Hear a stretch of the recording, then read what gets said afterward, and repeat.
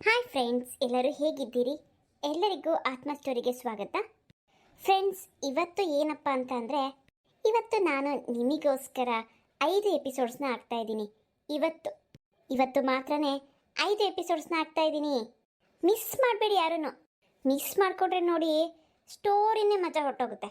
ಇನ್ನೇ ನಾವು story last ಹಂತದಲ್ಲಿದ್ದೀವಿ. ಈಗ ಒಂದು 3 ಡೇಸಿಂದ ನಾನು ವೀಡಿಯೋಸ್ನ ಹಾಕೋದಕ್ಕಾಗಲಿಲ್ಲ.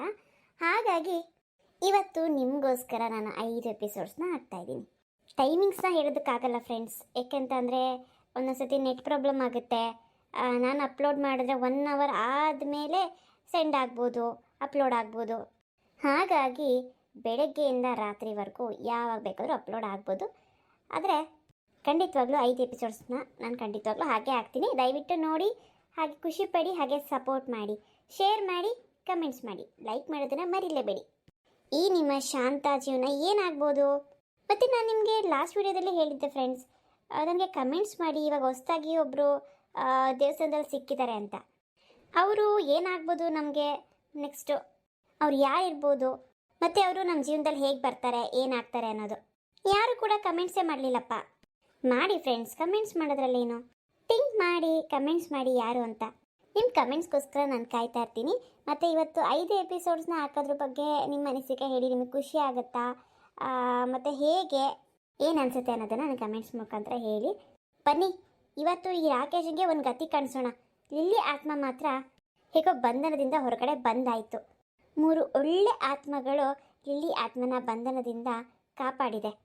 ಲಾಸ್ಟ್ ಎಪಿಸೋಡಲ್ಲಿ ನೋಡಿಲ್ಲ ಅಂತ ಅಂದರೆ ದಯವಿಟ್ಟು ನೋಡ್ಕೊಂಡು ಬನ್ನಿ.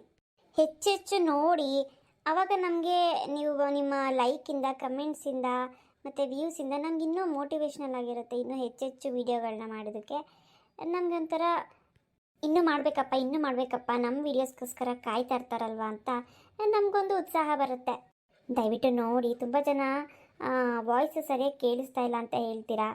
ಯಾಕೆ ವಾಯ್ಸ್ ಸರಿಯಾಗಿ ಕೇಳಿಸ್ತಾ ಇಲ್ಲ ಅಂತಂದರೆ, ಮನೇಲಿ ಮಗು ಇರುತ್ತೆ. ನಾನು ಜೋರಾಗಿ ಒಂದೊಂದು ಸತಿ ವಾಯ್ಸ್ ಕೊಡೋದಕ್ಕೆ ಆಗಲ್ಲ.